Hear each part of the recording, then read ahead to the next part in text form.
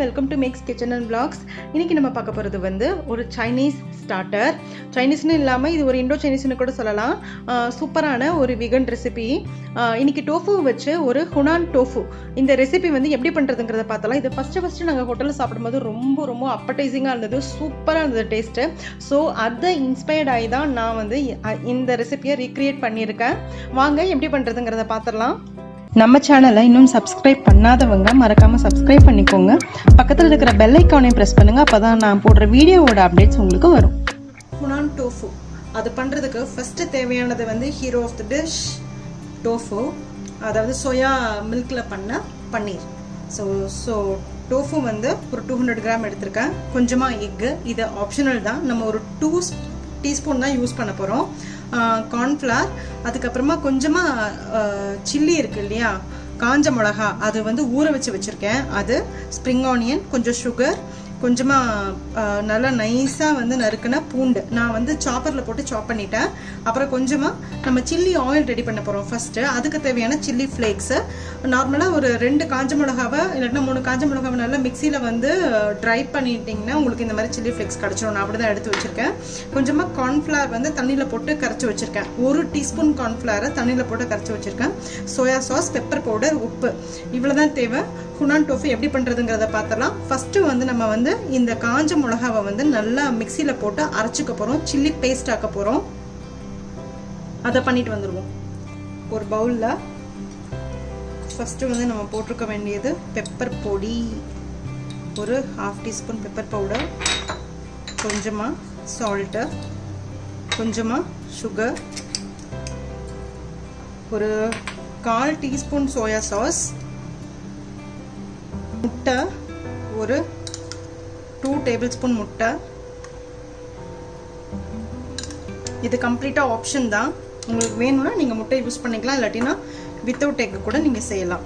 Cornflour ஒரு 1/2 teaspoon போட்டுட்டு கம்ப்ளீட்டாக நம்ம மிக்ஸ் பண்ணிடலாம்.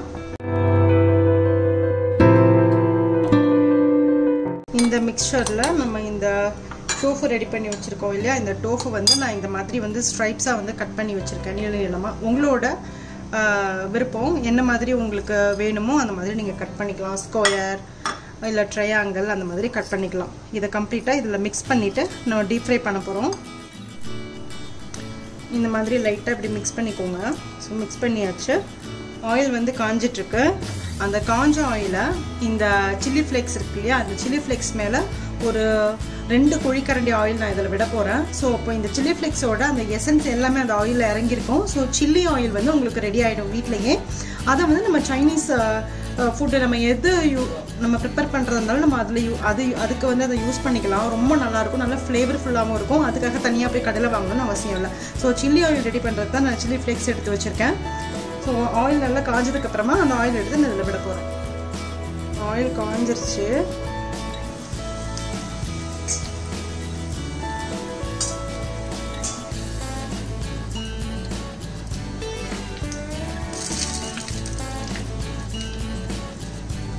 இதை அப்படியே விட்டுருங்க.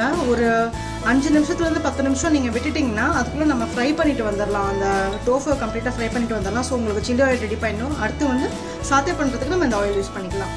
இதை ஃப்ரை பண்ணிடலாம்.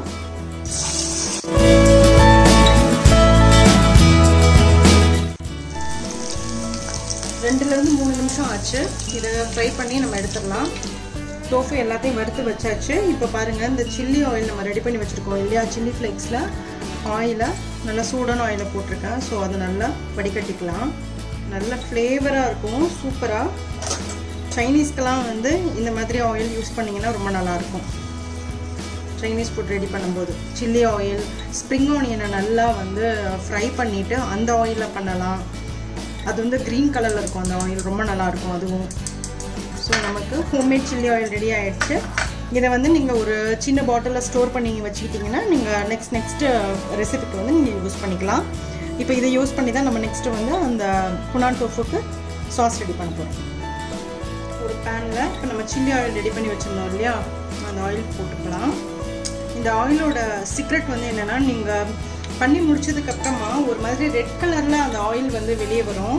அந்த மேலே வந்து நம்ம நார்மலாக காரக்குழம்புலலாம் வந்து எப்படி அந்த மிளகா வந்து நம்ம போடும்போது இந்த ரெட் கலரில் நல்லா மேலே மிதந்து வரும்ல எண்ணெய் அந்த மாதிரி மிதந்து வரும். ஸோ அதுதான் வந்து இதுக்கு டேஸ்ட்டே. நல்லா சாப் பண்ணி வச்சுருக்க பூண்டு,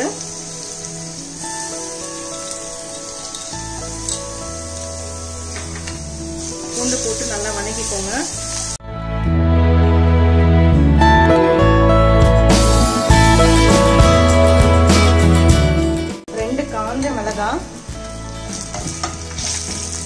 அப்புறமேல நம்ம சில்லி பேஸ்ட் ரெடி பண்ணி வச்சுருக்கோம் இல்லையா, அந்த சில்லி பேஸ்ட் வந்து ஒரு 1/2 டீஸ்பூன்.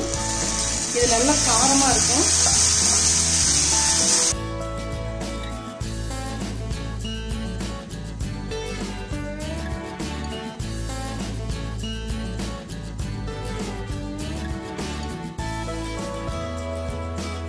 ஒரு 1/2 டீஸ்பூன் சோயா சாஸ்,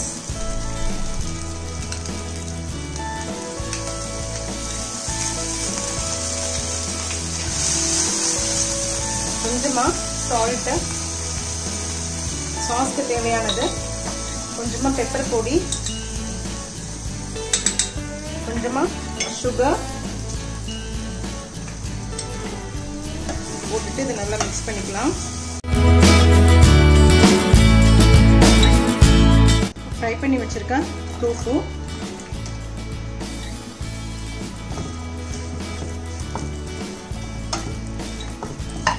அதுக்கப்புறமா நம்ம சிக்கன் ஸ்டாக் இருக்கு இல்லையா, சிக்கன் ஸ்டாக் அப்படி இல்லாட்டினா வெஜிடபிள் ஸ்டாக் அந்த மாதிரி இருந்தால் நீங்கள் போட்டுக்கோங்க.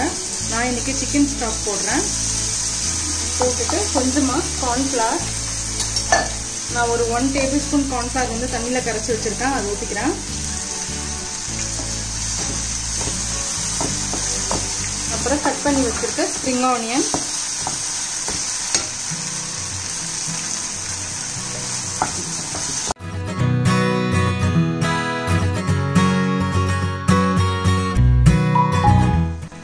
சூப்பராக ரெடி ஆயிடுச்சு. தண்ணி மட்டும் உங்களோட விருப்பம். உங்களுக்கு வந்து கொஞ்சம் நல்லா லிக்விடாக செமி சாலிடாக கிரேவி மாதிரி வேணும்னா கார்ன்ஃப்ளவர் கொஞ்சம் ஜாஸ்தி போட்டுக்கோங்க. நான் வந்து இன்னைக்கு கொஞ்சம் ட்ரையாக ஸ்டார்டர் மாதிரி தான் இதை நான் யூஸ் பண்ண போகிறேன். அதனால் கொஞ்சம் ஸ்ப்ரிங் ஆனியன் போட்டுட்டு நம்ம இதை சர்வ் பண்ணிடலாம். அவ்வளோதான், ஹுனான் டோஃபு ரெடி ஆகிடுச்சு. பட் சைனீஸ் எப்பவுமே பண்ணும்போது முடிஞ்ச அளவு ஹை ஃப்ளேமில் வச்சு சமைக்க பாருங்கள். ஸோ நம்மளோட ஹுனான் டோஃபு ரெடி. நல்லா காரசாரமாக இருக்கும், சூப்பராக. அவ்வளோதான், நான் ஆஃப் பண்ணிட்டேன்.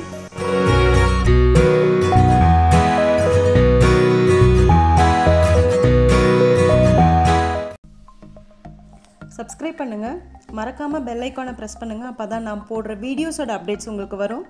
லைக் பண்ணுங்கள், கமெண்ட் பண்ணுங்கள், ஃப்ரெண்ட்ஸோடு ஷேர் பண்ணுங்கள். தேங்க்யூ.